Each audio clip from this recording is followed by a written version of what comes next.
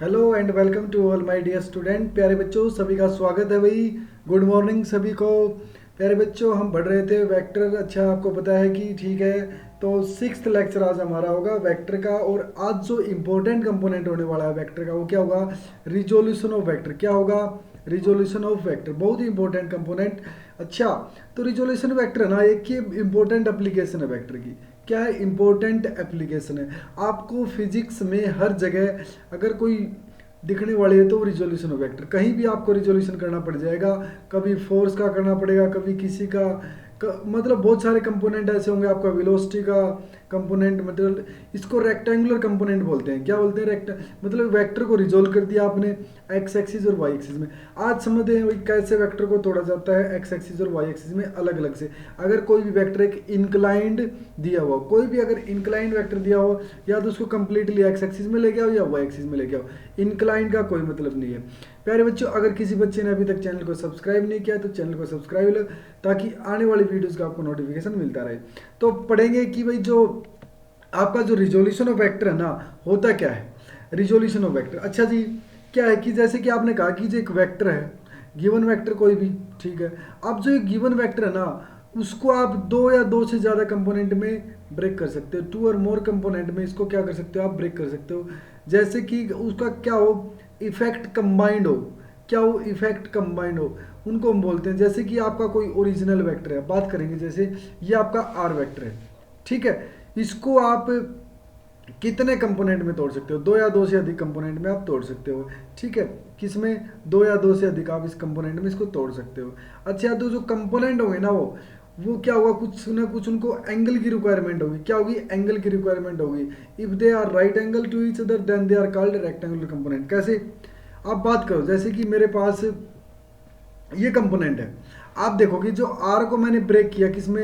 Rectangular component. Rectangular component, जो component क्या हो? 90 डिग्री पे हो। दोनों कंपोनेंट क्या हो? 90 डिग्री पे हो। अच्छा, मतलब आप किसी वेक्टर को, जैसे मैंने कोई ये ले लिया, ए वेक्टर ले लिया। क्या ले लिया? ए वेक्टर ले लिया। अब मैं इसको तोड़ूंगा, एक तो एक्स एक्सिस में, ठीक है, और एक वाई एक्सिस में। तो मैं इसको बोलूंगा ए एक्स और इसको बोलूंगा ए वाई, ठीक है। तो ये समझना, तो आपने जो कंपोनेंट में ब्रेक किया है किसी वेक्टर को, यही आपका जो क्या होगा? रेक्टेंगुलर कंपोनेंट होंगे। जैसे कि ये rectangular component in X axis, rectangular component in Y axis. तो यही आप पॉइंट समझने की कोशिश करना। अब कोई वेक्टर, जैसे मैंने पी वेक्टर ले लिया। अब पी वेक्टर को आप क्या करोगे? इसमें पी एक्स और पी वाई में तोड़ोगे, और पी एक्स पी वाई क्या होंगे? आपस में एक दूसरे के 90 डिग्री होंगे। क्या होंगे? 90 डिग्री होंगे। और पी का एक्स एक्सिस के साथ कुछ ना कुछ थीटा एंगल रहेगा, ठीक है। तो ये जो आपका पी एक्स हो जाएगा और ये क्या हो जाएगा? पी वाई हो जाएगा। बस इतना सा पॉइंट है। कोई भी वेक्टर लेना है, उस वेक्टर को एक्स एक्सिस और वाई एक्सिस में ब्रेक कर देना है। दोनों के बीच में क्या होगा? 90 डिग्री का एंगल होगा। अच्छा, इतनी सी कहानी है। हाँ बिल्कुल। तो आप क्या करते हैं, जैसे आपने ये क्या लिया? आर वेक्टर था ना, इस आर वेक्टर को आप ओरिजिन से स्टार्ट कर देते हैं। ओरिजिन से स्टार्ट करोगे तो इस वेक्टर का नाम मैं ओ सी दे देता हूँ। अब ओ सी दूंगा तो यहाँ से क्या होगा? ओ से सी तक ये वेक्टर रहेगा मेरा, ठीक है। और दूसरी बात, जो आर वाई जो वेक्टर है वो ओ वाई वेक्टर हो जाएगा, और ये क्या हो जाएगा? ओ एक्स वेक्टर हो जाएगा, या ओ ए। यहाँ पर ए पॉइंट और ले लेता हूँ, ठीक है। तो यहाँ समझो, अब मैं क्या करूंगा, मतलब अगर इस पूरे वेक्टर को, जो ये आपका जो आर वेक्टर था, इसको जो मैं क्या कर देता हूँ? मीट कर देता हूँ एक्स एक्सिस और वाई एक्सिस पे। इसके ऊपर 90 डिग्री का मैं डाल देता हूँ, दोनों पे 90 डिग्री, ठीक है। या परपेंडिकुलर डाल देता हूँ मैं ओ वाई और ओ एक्स के ऊपर, ठीक है। अब यहाँ से आप समझने की कोशिश करना। यहाँ से एक पॉइंट आपको दिखेगा। कैसे? आप कहोगे थीटा में है ना ये ओ ए, आप कैसे निकालोगे? आप ही बताओ ओ ए। तो मुझे ओ ए निकालने के लिए मुझे एक ही बात है कि ओ ए में क्या होगा? बेस अपॉन हाइपोटेन्यूज, मतलब आर एक्स अपॉन हाइपोटेन्यूज, मतलब आर, ठीक है। तो यहाँ से जो आर एक्स की वैल्यू होगी वो क्या होगी? आर इंटू ओ ए। अच्छा, जो ये आर एक्स अपॉन आर है, किसके बराबर है? कोस थीटा के बराबर है। किसके बराबर है? कोस थीटा के बराबर। तो आर एक्स क्या हो जाएगा? R cos theta. अच्छा जी, ये पॉइंट आपको समझने पड़ेंगे। हाँ, ये क्या हो जाएगा? आर एक्स क्या हो जाएगा? R cos theta. ये हो जाएगा आपका आर कोस थीटा, और ये क्या हो जाएगा? R sine theta. बस यही जो मेन पॉइंट है ना आपका। तो आप कहोगे आर एक्स का जो ओ ए कंपोनेंट है, आर वाई का ओ बी कंपोनेंट है, ये आर है, इसको आपने रेक्टेंगुलर कंपोनेंट में ब्रेक करना है। रेक्टेंगुलर कंपोनेंट वो जो दो कंपोनेंट क्या होंगे 90 डिग्री पे होंगे एक दूसरे के, एक्स एक्सिस और वाई एक्सिस के अलग आपको ब्रेक करने हैं, ठीक है। तो यहाँ आप देखोगे कि जो आपने जो ब्रेक किया ना, ठीक है, ये जो पॉइंट आपका, जैसे आर को मैंने आर कोस थीटा और आर साइन थीटा में ब्रेक कर दिया, क्योंकि मुझे ट्रायंगल के बारे में कंप्लीटली पता है, ठीक है। यहाँ से यही बस आपको मेन जो है यही निकालना, और यहाँ से आपकी मैग्नीट्यूड आ जाएगी आर की। अब आपको एक बात हमेशा क्लियर रहनी चाहिए, जो वेक्टर आपका दिया हुआ ना, जैसे आपके पास वेक्टर है, ठीक है, ये आर वेक्टर है। अब इस आर वेक्टर का आप रिजोल्व कर दोगे एक्स एक्सिस और वाई एक्सिस में, तो एक तो मुझे ये आर वेक्टर चाहिए, ठीक है। दूसरा मुझे आर वेक्टर की मैग्नीट्यूड चाहिए। बस वेक्टर में दो ही चीज़ें होती है, एक तो डायरेक्शन, आर वेक्टर क्या हो, डायरेक्शन हो, और एक प्रॉपर मैग्नीट्यूड हो, क्या इसकी मैग्नीट्यूड आने वाली है, ठीक है। ये दो चीज़ें अगर आप लेके आते हो तो then you have to find all component, rectangular component, ठीक है, जो दोनों के दोनों क्या होंगे आपके 90 डिग्री पे होंगे, ठीक है जी। तो बात करते हैं, जैसे आपने पैरेललोग्राम लॉ लगाया इसके अंदर, आप पैरेललोग्राम लॉ लगाते हो तो आपके पास क्या बनेगा, जैसे कि यहाँ से देखो आपने पैरेललोग्राम कंप्लीट कर लिया, जैसे ही पैरेललोग्राम कंप्लीट किया तो आर वेक्टर क्या हो जाएगा आपका, R x plus R Y के बराबर हो जाएगा। अच्छा जी, ये तो आपको पता ही है, ठीक है। अगर मैग्नीट्यूड निकालते हैं तो कैसे निकालते हैं, ठीक है, तो यहाँ से आर वेक्टर क्या हो जाएगा आपका। अब एक चीज़ देखिएगा, मैं क्या कहता था, आई एक्स एक्सिस के कंपोनेंट में आई कैप, वाई एक्सिस का जो कंपोनेंट उसके साथ मैं क्या लूंगा, जे कैप, ठीक है। तो यहाँ से क्या हो जाएगा, आर एक्स आई कंपोनेंट और आर वाई कंपोनेंट, ये आपकी डायरेक्शन शो करेगा, ठीक है। और ये आपका देखो इसका वेक्टर का सम हो जाएगा। अब जो मेन जो फंडा है आपका क्या क्लियर करने वाला है कि भाई ये तो आपका क्या हो गया, अब इसकी जो वैल्यू निकालनी जरूरी हो जाएगी। जैसे आपने R x plus R Y कर तो दिया, जो आर की जो वैल्यू थी आपकी क्या थी, R x plus R Y. अब जो आर की जो वैल्यू थी ना, R x plus R Y, अब आपको आर एक्स निकालना पड़ेगा अलग से और आर वाई निकालना पड़ेगा। अब क्या करते हैं, आर एक्स निकालते हैं।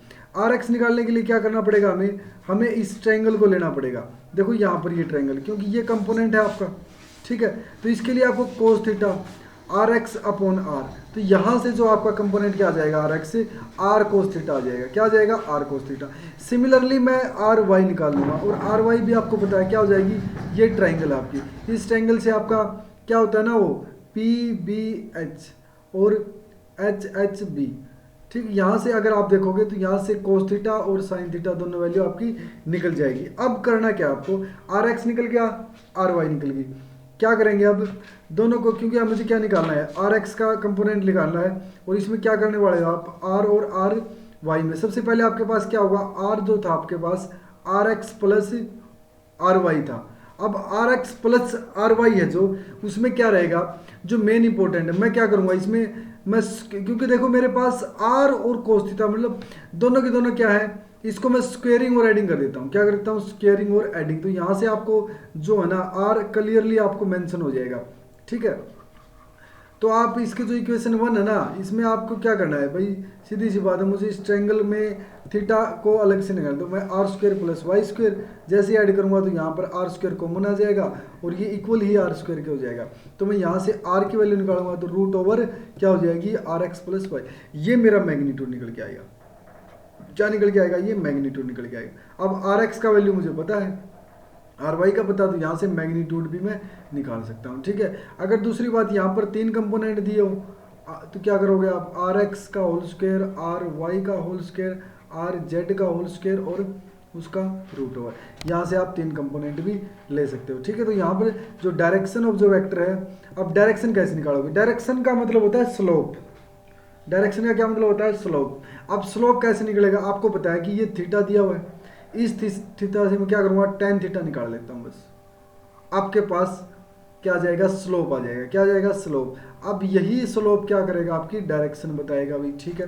तो आप क्या करते हैं, इसके लिए मुझे टेन थीटा चाहिए, टेन थीटा क्या होता है मेरा, क्या होगा, आर वाई। अब देखो यहाँ से अगर मैं ये आर एक्स आर वाई है ना, तो ये भी क्या हो जाएगी, आर वाई हो जाएगा, और R Y upon R X tan theta के बराबर होगा, किसके बराबर, टेन थीटा के बराबर हो, यही आपका क्या हो जाएगा, theta tan inverse R Y by R X. यहाँ से आपका क्या हो जाएगा, देखो ये जो है ना, ये थीटा से आपका जो वैल्यू निकालने का जो मेन मकसद है ये वही है, R Y upon R X, ठीक है। अब दूसरी बात, ये तो आपने निकाल ली डायरेक्शन, मैग्नीट्यूड भी निकाल लिया। मैग्नीट्यूड कैसे निकाला? मैग्नीट्यूड आपने निकाला क्या, आर जो था आपका R X square R Y square. अगर यही मैग्नीट्यूड 3 डायमेंशन में निकालना तो मैंने बताया ना आपका आर क्या होगा, R x plus R Y plus R Z तीनों का स्क्वेयर, ठीक है, और अंडरूट, ये आपका डायमेंशन हो जाएगी। अगर बात करें भाई आर अगर 3 डायमेंशन में है तो आर क्या हो जाएगा, R X I cap R Y J cap R Z K cap, ये तीनों आपके वेक्टर की नोटेशन हो जाएगी, ठीक है। तो यहाँ पर जो R X I R Y और अगर मैग्नीट्यूड निकालना हो तो क्या हो जाएगा आर का। यहाँ से देखो इस वेक्टर में जो ज़्यादा आपको ज़्यादा दिक्कत है नहीं, क्योंकि देखो जो 3 डायमेंशन में आई जे के तीनों डायमेंशन हो जाएगी, आई जे और के तीनों डायमेंशन हो जाएगी ना, यहाँ से आई जे और के ये यूनिट वेक्टर है। तो यहाँ पर देखोगे R X R Y R J, और अगर मैं तीनों की मैग्नीट्यूड निकालूंगा तो तीनों का स्क्वायर का रूट कर दूंगा। अगर मैं यहाँ पर अगर डायरेक्शन निकालूंगा तो डायरेक्शन के लिए आपको क्या करना पड़ेगा, देखो यहाँ से आपको मैग्नीट्यूड, देखो उसके लिए आपको यूनिट वेक्टर का पता होना चाहिए। किसका? यूनिट वेक्टर का। आपको पता है कि जो यूनिट वेक्टर क्या होता है, इन पॉइंटों में आपको बता, जो यूनिट वेक्टर जैसे कि मान के चलो ए कैप है, तो मैंने कहा था गिवन वेक्टर अपॉन उस वेक्टर की मैग्नीट्यूड, ये आपका उस वेक्टर की जो भी वेक्टर है ना उसका यूनिट वेक्टर निकाल दो, वही आपको क्या देगा, डायरेक्शन देगा। वही क्या देगा, आपकी डायरेक्शन। जैसे ए क्या एक वेक्टर है, ठीक है, उसकी मैग्नीट्यूड ए मॉडुलस क्या हो जाएगी, ए मॉडुलस, और ए कैप क्या है, डायरेक्शन ऑफ ए वेक्टर या यूनिट वेक्टर बोल सकते हैं इसको, आप क्या बोल सकते हो, यूनिट वेक्टर। तो जो यूनिट वेक्टर है ना आपका, जो यूनिट वेक्टर वो क्या करेगा, डायरेक्शन बताएगा उस वेक्टर, क्या बताएगा, जो गिवन वेक्टर है। जैसे मैं मान के चलता हूँ बी वेक्टर है मेरा, तो बी वेक्टर और बी वेक्टर की मैग्नीट्यूड, ठीक है, ये जो हो जाएगा। जैसे सी वेक्टर की मैग्नीट्यूड यूनिट वेक्टर है तो C vector upon C vector की मैग्नीट्यूड, ऐसे आप बहुत सारे निकाल सकते हो, ठीक है। ये आपका जो फंडा है भाई, यूनिट वेक्टर क्या होगा, given vector upon magnitude of that vector, ठीक है। अब जो मेन जो आपके पास जैसे थ्योरम आ जाती है भाई, आपके पास एक मतलब अगर यहाँ से देखोगे आप 3 कोप्लेनर, भाई सीधी सी बात है, कोप्लेनर मतलब एक पॉइंट से निकले तीनों के तीनों, ठीक है, एक पॉइंट से। अब एक पॉइंट से निकले, कोप्लेनर का मतलब एक ही प्लेन, मतलब एक पॉइंट से निकले तीनों के तीनों, और वो क्या करें, एट ए पॉइंट पर इक्विलिब्रियम में, एक पॉइंट के ऊपर वो इक्विलिब्रियम में है, ठीक है, इक्विलिब्रियम में तीनों। तो अच्छा, तो उनके बीच में कुछ एंगल है, अल्फा बीटा गामा, ओके। अब then each force is proportional to sine of angle. अच्छा, ये जो लेमिज थ्योरम बोलती है, अगर आपके पास 3 कंपोनेंट है वेक्टर के और तीनों के तीनों कुछ ना कुछ क्या है, या तो वो कोप्लेनर है, इक्विलिब्रियम में है, तो आपका जो उनका जो फोर्सेस का जो प्रोपोर्शनल होगा ना, जो वेक्टर का जो प्रोपोर्शनल होगा, वो sine of angle between 2 other vector. कैसे, आप समझने की कोशिश करना। जैसे कि मैंने बात करी F1 फोर्स की बात करी, F1 का अपोजिट क्या है, sine of angle, F1 upon, देखो प्रोपोर्शन की बात कर रहा है, F1 F2 F3 तीनों ले लिया आपने, F1 ले लिया, F2 ले लिया, F3 ले लिया। अब तीनों के साइन एंगल लेने हैं। जैसे F1 का साइन ऑफ एंगल क्या होगा, उसका अपोजिट, F3 का साइन ऑफ एंगल वाई हो जाएगा, F2 का बीटा हो जाएगा। तो यहाँ से तीनों के साइन ऑफ एंगल हो जाएंगे। ये आपका लेमिज थ्योरम है। अगर मैं बात करूँ डायरेक्शन कोसाइन निकालने, कैसे डायरेक्शन कोसाइन, तो उसमें क्या करोगे आप, आपने कहा जैसे मेरे पास 3 डायरेक्शन कोसाइन है भाई, ये मुझे निकालने हैं, एल एम एन, मेरे पास 3 डायरेक्शन कोसाइन ये मैंने निकालने, किसी भी वेक्टर के डायरेक्शन ऑफ कोसाइन, यहाँ से कोस थीटा, देखो कोसाइन से मतलब डायरेक्शन ऑफ कोस। अच्छा जी, तो उसके लिए आप क्या करोगे, आप कहोगे ठीक है जी ये एल एम एन है, तो मैं कहूँगा कि अल्फा मेरा एक्स एक्सिस के साथ, बीटा वाई एक्सिस के साथ, और गामा मेरा जेड एक्सिस के साथ क्या है, एंगल बना हुआ है। तो इन पॉइंटों को समझना भाई, सीधी सी बात है, एक्स एक्सिस के साथ अल्फा एंगल, वाई एक्सिस के साथ बीटा एंगल, और जेड एक्सिस के साथ गामा एंगल, ये तीनों के तीनों बने हुए हैं। अब इसमें समझना है जो एंगल है ना भाई, ए वेक्टर ने आपका जो एंगल बनाया, देखो तीनों के, अब यहाँ से देखो जो आपका कोस अल्फा होगा ना, जैसे इसमें बात करते हैं कोस अल्फा में क्या हो जाएगा, ए एक्स अपॉन ए हो जाएगा, और बी एक्स ये ए वाई अपॉन ए हो जाएगा, और एन ए जेड अपॉन हो जाएगा, ये आपका कोसाइन हो जाएगा। अगर मैं तीनों को ऐड करूंगा, स्क्वायर करके ऐड करूंगा ना, तीनों का L square M square N square, तो यहाँ से तीनों की वैल्यू निकल के आएगी और वो 1 के इक्वल आएगी। Cos square alpha, cos square beta, cos square gamma, क्या करोगे आप, देखो यहाँ से ये वैल्यू क्या आ जाएगी, 1 के बराबर आएगी। वही किसके बराबर, 1 के बराबर। तो जो डायरेक्शन ऑफ कोसाइन है ना, cos square alpha, cos square beta, cos square gamma, ये किसके बराबर, 1 के बराबर। अगर मैं साइन की टर्म में बात करता हूँ तो ये 2 के बराबर आ जाएगी, किसके बराबर, 2 के बराबर। तो साइन की टर्म में 2 के बराबर आ जाएगी। ये आपका इंपॉर्टेंट है, ये आपका क्या है, इंपॉर्टेंट है। तो ये साइन की टर्म में 2 के बराबर और उसके बराबर n के बराबर है, sine square alpha cos square beta. तो यहाँ पर ये आपका बहुत ही इंपॉर्टेंट था वेक्टर का।